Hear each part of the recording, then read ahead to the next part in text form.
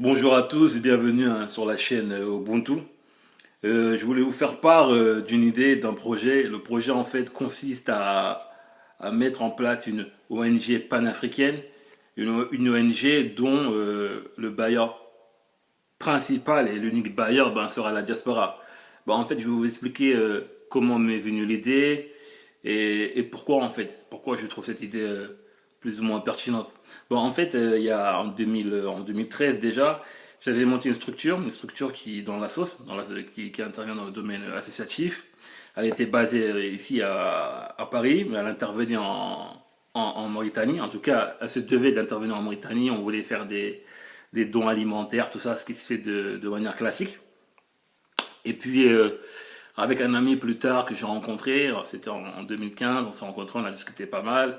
Et puis, il a amené son grain de sel, sa vision, et on s'est dit, mais en fait, il y a beaucoup d'assos qui font ça, tu vois, qui viennent, qui donnent, ça soit des dons alimentaires, des kits et tout cela. Et après, réflexion, échange, tout ça, on s'est dit, ce serait pas mal de faire dans l'économie sociale et solidaire. En fait, créer une structure qui va permettre non seulement d'avoir des projets collectifs, c'est-à-dire, je vous donne un exemple tout simple, euh, dans la structure qu'on a montée finalement en 2015, il y avait un programme qui s'appelait CAGE, Citoyenneté, Action Jeunesse, et du coup, dans ce programme, il y avait différents axes. Il y avait un axe de la citoyenneté participative, donc ça consiste à faire beaucoup de sensibilisation sur c'est quoi un citoyen, ses droits, ses devoirs, etc.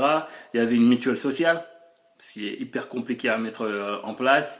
Il y avait la culture périurbaine, permettre aux gens qui sont, qui sont dans les capitales pour pouvoir avoir leur petit champ à côté de chez eux ou un jardin partagé, etc.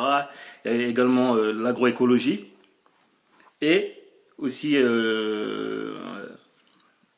un module, je ne sais pas si on peut ça dire un module, mais une partie qui consistait à faire du recyclage des déchets, valorisation et recyclage.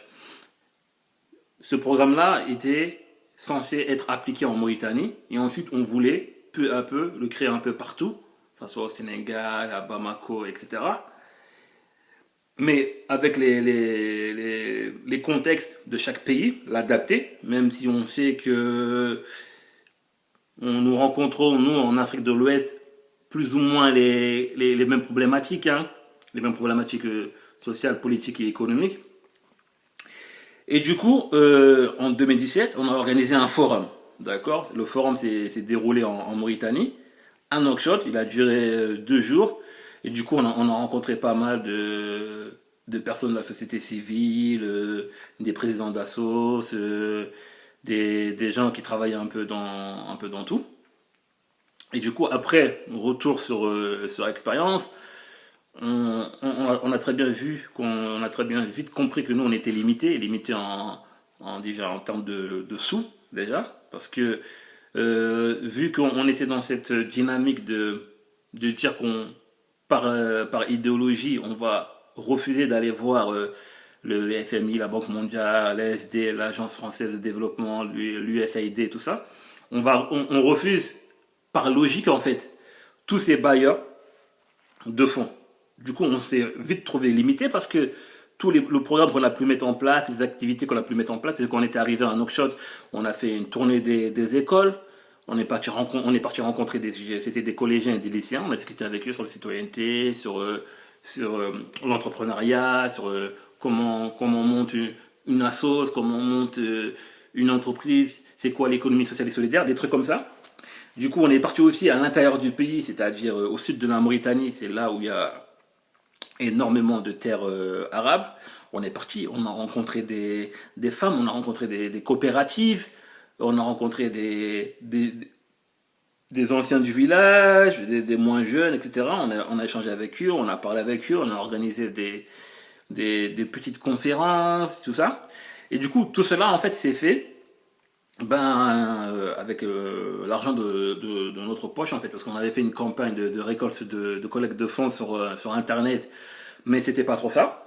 Et en plus, j'avais oublié de vous dire le nom de la sauce, c'était 1 euro pour entreprendre, pour éco-entreprendre. Bon, le thème il est un peu barbare, mais en fait, on se disait que juste avec 1 euro, on peut permettre à certains et à d'autres aussi de pouvoir financer un projet dans une coopérative qui se situe au sud de la Mauritanie, financer, je sais pas moi, une personne qui se trouve à Dakar qui veut créer une bibliothèque panafricaine.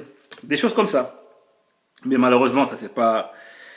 On n'a pas eu de don carrément, on n'a rien eu. Du coup, en fait, tout s'est fait que l'argent qu'on avait épargné, moi et mon collègue, on roule pas sur l'or. Hein. En ce moment-là, en ce moment, on était étudiants, on était en fin de cursus.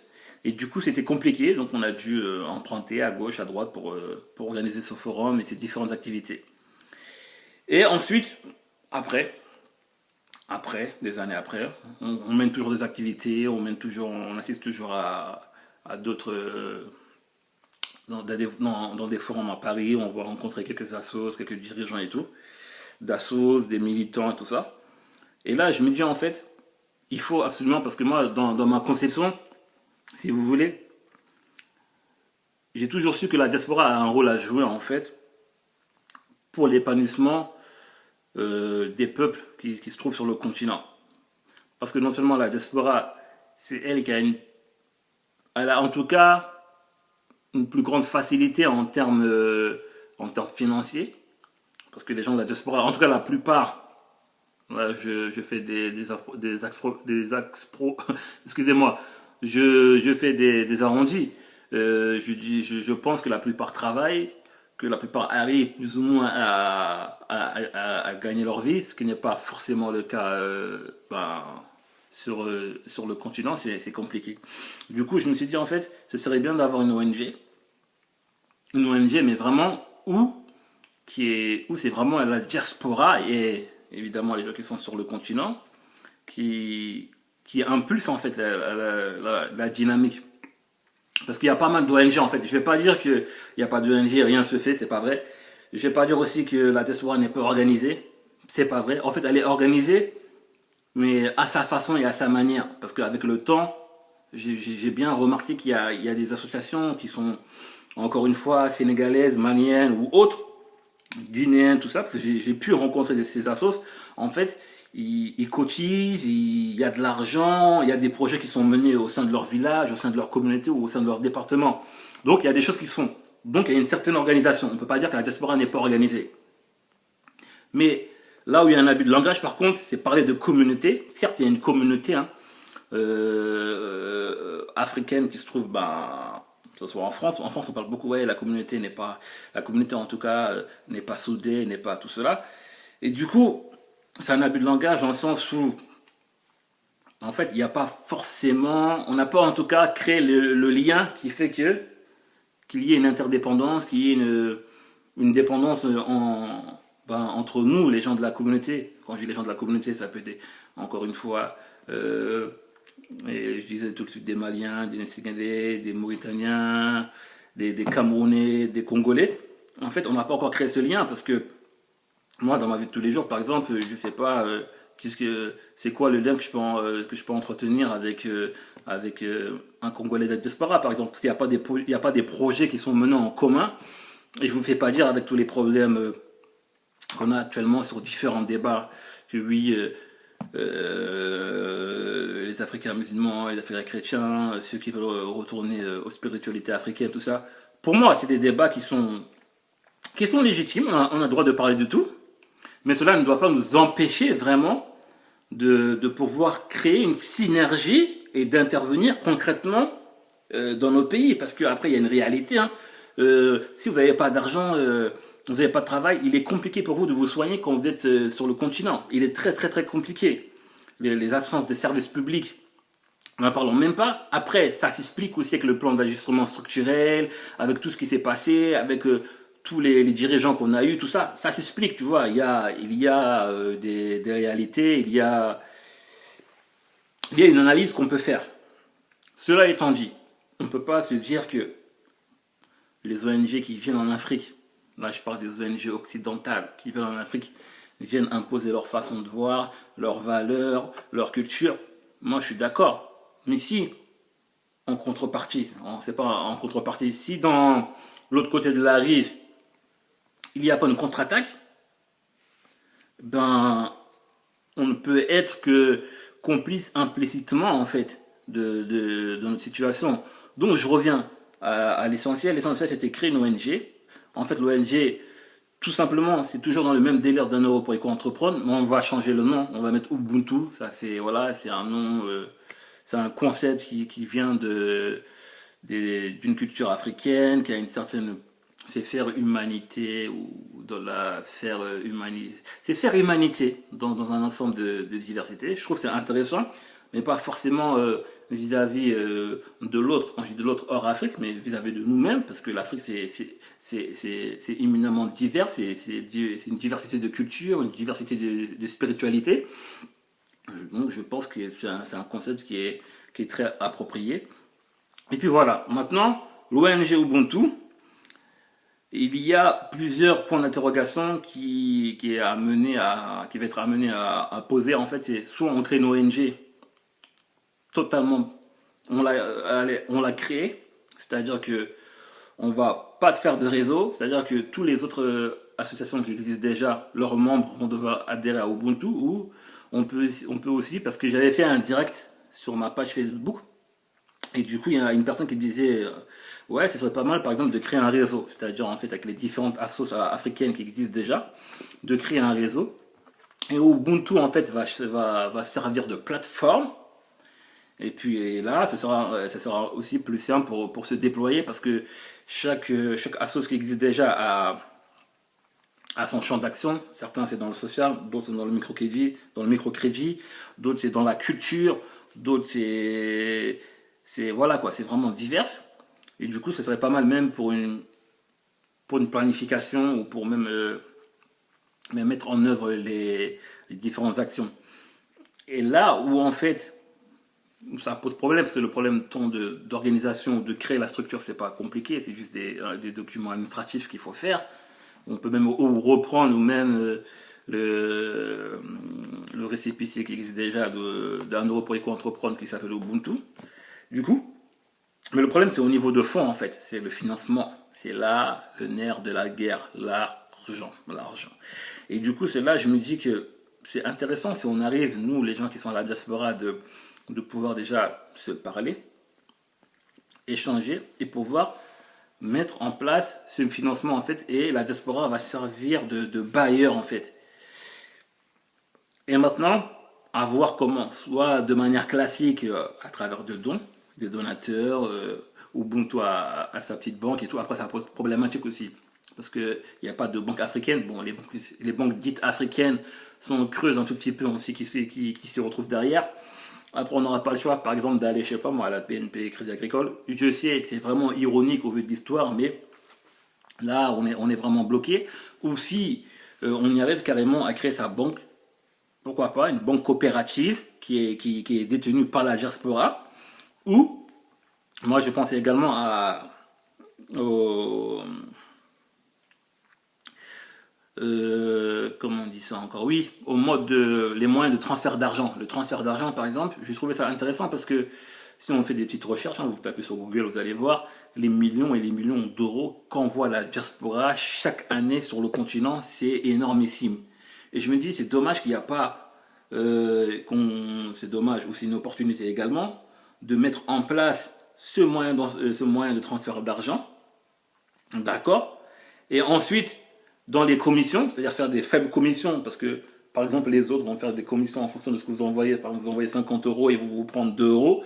Nous, par exemple, avec si ce mois de transfert-là est mis, avec 50 euros, on va prendre 1 euro. Les 50 centimes vont repartir dans la structure pour payer les salariés et tout ça. Et les autres 50 centimes vont repartir pour financer différents projets. Ça, c'est une solution. On peut se dire qu'en fonction de ce que les gens envoient dans leur pays, c'est-à-dire par exemple à travers ce mode de transfert d'argent, il y a 1 million qui va chaque année au Sénégal. Bah, à travers l'argent de ces commissions-là, des 1 million, et ben, le nombre d'argent de commission des gens qui ont transféré au Sénégal, c'est une partie de la somme de cette commission-là va être reversée dans les projets qui sont menés au Sénégal.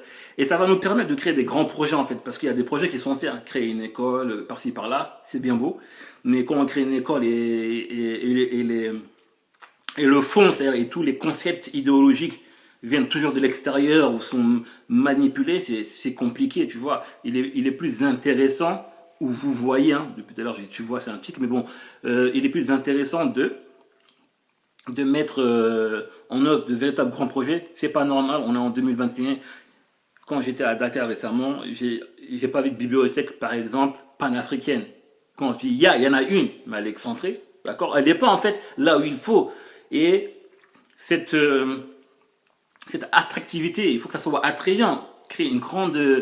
Vous devez sûrement connaître, par exemple, il y a une bibliothèque qui s'appelle Sema Tawi qui se trouve à Paris.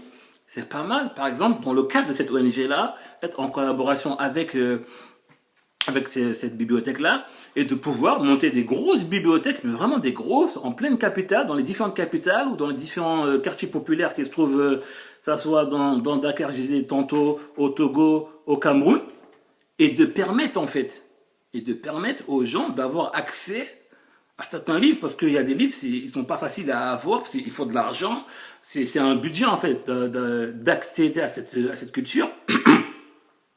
Et ensuite, et dans d'autres projets, créer vraiment des énormes projets, financer des entreprises. C'est-à-dire que aujourd'hui, on entend beaucoup, oui, l'entrepreneuriat. Personnellement, moi, je peux y aller. J'ai déjà été amené à monter des entreprises. Je dis des. Bon, c'était une, et ça, c'est encore avec des collègues. Mais bon, l'idée est là. Vous pouvez monter une entreprise tout seul, prospérer, sans pour autant participer à des formations X ou Y, parce que de nos jours, on voit, oui, si vous voulez entreprendre en Afrique, venez, je vous fais une formation, tout ça. Moi, ce que je vous conseille, c'est d'aller sur le terrain, d'y aller sur le terrain, d'aller voir de vos propres yeux, parce que le fait d'entreprendre, c'est beaucoup aussi... c'est vrai, bon, le business plan, je trouve même pas ça utile, mais bon, quoique, ça peut l'être, mais c'est beaucoup une part d'intuition. C'est beaucoup le flair en fait, l'entrepreneuriat, c'est voir, être là au bon moment, avoir les bons contacts, et voilà, et ça peut le faire. Vous pouvez être là au bon moment, au bon endroit, avoir les bons contacts, et ça ne marche pas aussi. C'est ça, c'est vraiment un monde aléatoire. Donc de là à dire oui, venez faire des formations, tout ça, peut-être, mais pour moi, c'est aller sur place, voir de ses propres yeux, et puis voilà, ça, tout le monde peut le faire en fait, créer son entreprise, devenir millionnaire en Afrique, c'est des rêves pour certains. Tant mieux pour eux. Ça, tout le monde peut le faire.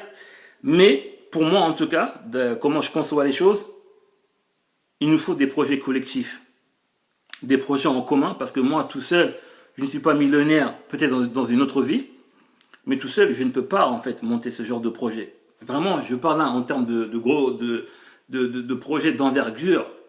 Oui, carrément mettre une entreprise agricole qui va employer 1000 personnes, qui va avoir des répercussions sur 10 000 familles, etc. C'est vraiment impulser une nouvelle dynamique, parce qu'on ne peut pas se contenter de faire des kits alimentaires, d'aller manifester. C'est bien beau d'aller manifester, parce que manifester, c'est à un moment donné, je vais aller manifester dans mon ambassade, je vais aller crier ouais, mais demain et ensuite, il se passe quoi? Parce qu'on a nos frères qui sont au Congo, il y en a qui sont au Cameroun, il y en a qui sont au Togo. C'est une galère immense, je disais tantôt, on ne peut pas soigner, il n'y a même pas de perspective d'embauche de travail. Après, oui, il faut recréer il faut se réapproprier le génie créateur, pour paraphraser cher Anta Diop. Oui, le génie créateur, mais aussi il y a une réalité, la réalité du terrain. C'est bien beau de se dire oui, il faut des gens motivés, seule la motivation compte, juste avec des gens motivés sur place. Oui, c'est bien, mais on est dans un monde où, malheureusement, l'argent joue un facteur très très important. Il y en a qui sont sur le terrain, faudra les payer. Parce que moi, en fait, moi, je veux que dans l'ONG, il y ait des salariés. En fait, une ONG, comme les autres, qui ont vraiment un budget conséquent. Et là, on peut vraiment impulser des immenses projets. Et je disais que, voilà, que les gens qui soient sur place, ça peut... On puisse créer de l'emploi à travers l'ONG, c'est-à-dire rémunérer les gens confortablement. Déjà, créer des liens entre la jeunesse congolaise, la jeunesse togolaise, la jeunesse mauritanienne, vraiment créer des ponts à travers ces structures, avec l'aide du volet culture, organiser des festivals africains. Il n'y a pas de festival panafricain. Même s'il en existe aujourd'hui, c'est toujours, quand vous allez voir les partenariats, il y a des partenariats qui doivent pas figurer normalement. Tout simplement, parce que quand on est dans cette dynamique-là de panafricanisme, je ne peux pas, moi, monter une structure qui se revendique panafricaniste et aller faire la manche au FMI ou à l'AFD. C'est incohérent. C'est pour ça qu'on a besoin, en fait, de collectifs. Après, on n'est pas obligé de s'apprécier, de partager tous les points de vue. Il y aura toujours, et il y aura encore et encore dans 10 ans, dans 20 ans, même dans 100 ans, il y aura encore des différences de points de vue. C'est comme ça, l'homme est fait beaucoup d'émotions et aussi de raisons, mais les émotions aussi sont importantes à prendre en compte. Du coup, ben voilà, les gens, il y aura toujours des gens qui vont penser qu'il faut croire en Dieu unique, certains vont croire non, il faut revenir à la spiritualité, c'est des débats qui vont encore continuer. Mais on ne doit pas se bloquer là-dessus, en fait. On doit aussi essayer de, de se rapprocher, vraiment de se rapprocher. Et quand j'avais fait le direct également, on me disait ouais, mais de toute façon, ça c'est des projets qui existent déjà, etc. Je sais, je débarque pas dans le monde associatif ni dans l'engagement panafricain. Moi, j'ai commencé mon engagement politique et très très jeune, hein. J'avais 13 ans, j'étais en Mauritanie. Et déjà à cette époque, je parlais beaucoup politique, je faisais beaucoup de sensibilisation malgré mon jeune âge. Bon, bref, ceci étant dit, c'est juste pour savoir, pour que les gens, ben, vu que c'est dans les réseaux sociaux, les gens se connaissent pas forcément, c'est pour pouvoir situer au moins la personne. Voilà. Et vraiment, faire ça. C'est-à-dire que maintenant, si parmi vous, les gens qui ont écouté cette vidéo, qui se disent, ouais, ils sont intéressés par cette ONG-là, c'est intéressant, ils sont motivés, ben, moi, ce que je vous recommande, ou ce que je vous demande, c'est de me laisser un mail avec vos coordonnées pour moi je puisse vous recontacter, vous laisser un commentaire, partager la vidéo.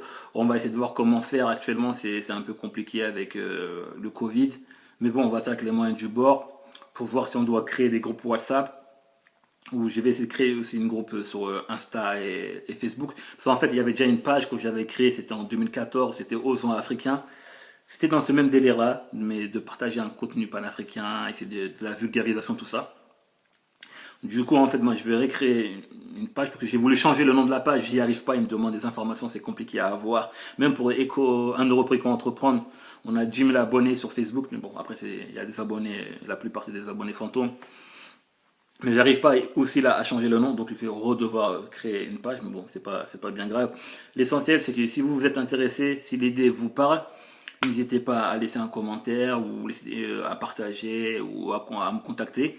On verra par la suite comment faire parce qu'il faut vraiment en fait j'insiste là-dessus en fait être dans la pratique, être vraiment de pouvoir mais ensemble, c'est vraiment des projets, c'est-à-dire voilà, la diaspora est là, il y a les moyens, on peut faire des levées de fonds de 1 million d'euros pour un hôpital qui se trouve au Congo, pour ceux qui n'ont pas quoi de se soigner, c'est gratuit, c'est géré par la diaspora, et puis voilà. Et après aussi, vu que la diaspora ne peut pas éternellement donner, on trouvera des moyens dans la communauté. Il y a de tout, hein, il y a vraiment de tout. Il y a certains, il y a des financiers et autres qui pourront nous aider à, à trouver un moyen de pouvoir rentabiliser en fait ce genre de projet. On peut même faire financer des gens, tout simplement, des gens qui ont des entreprises. On leur dit ok, on vous donne 1000 euros, mais ensuite sur un an vous nous remboursez, c'est du microcrédit, etc. Il y a moyen de faire. Et en plus, avant de finir, j'ai eu la chance quand j'étais à Dakar il y a pas trop longtemps, j'ai rencontré énormément de jeunes africains. Je dis de jeunes, hein, mais en fait ils ont la trentaine, ils sont même plus jeunes. Et de divers, et vraiment ils viennent de tous les horizons. Il y avait des Camerounais, il y avait des Congolais, etc. Et il y avait des Sénégalais, il y avait des Marocains aussi, des Algériens. C'était vraiment un truc intéressant et j'ai rencontré pas mal de personnes avec différents profils. Il y en a, ils sont spécialisés dans l'assainissement, d'autres dans l'hydraulique, d'autres dans la culture. Et, et pléthore, il y a pléthore de jeunes Africains comme ça sur le continent ou même dans la diaspora. Et on va essayer de créer nos propres emplois. Tout cela avec les gens sur place. Et puis voilà. Et une question aussi par rapport, il faudra réfléchir sur la traçabilité de l'argent, parce que tout simplement que une personne, en fait, moi je pense que la diaspora, c'est pas le fait de ne pas donner, elle donne. Mais les gens ils donnent en fait, mais ils ont besoin de savoir où va leur argent, qu'est-ce que leur argent apporte, est-ce que leur argent n'est pas mangé, parce que on a beaucoup de d'ONG cartables aujourd'hui, des gens qui se revendiquent panafricains juste parce que en ce moment c'est un peu c'est un peu dans l'air du temps, le panafricanisme. Tout le monde se revendique panafricanisme, mais dans le fond, certains, ils sont là, c'est juste pour eux. C'est des politiciens juste pour avoir un électorat. D'autres, c'est juste pour avoir. Ils montent une ONG, après, c'est pour manger l'argent. D'autres, voilà. Il y en a beaucoup des choses comme ça. Et en fait, ce serait intéressant de pouvoir réfléchir sur la traçabilité de l'argent, c'est-à-dire le contrôle, en fait, que la diaspora et tout le monde, c'est-à-dire tous les adhérents de la sauce, de l'ONG, puissent avoir un droit de regard direct sur les comptes. C'est-à-dire qu'ils peuvent voir dès qu'un euro est sorti, dès que 10 euros est transféré, pour éviter en fait au maximum, en tout cas réduire en fait vraiment l'évaporisation de l'argent à gauche, à droite. C'est vraiment pour essayer de contrôler tout. Et puis voilà, je veux pas être trop long. À la base, je voulais faire une vidéo juste de 10 minutes. Là, je vois que ça avance. Du coup, voilà, si vous êtes intéressé, n'hésitez pas à me contacter. Et par la suite, on verra comment essayer de se coordonner. Et puis voilà, restez branchés sur la page Ubuntu. Peut-être il y aura des actualités ou des nouveautés, je sais pas moi. Et puis voilà, on se dit à très vite la famille. Merci. Prenez soin de vous et à très vite.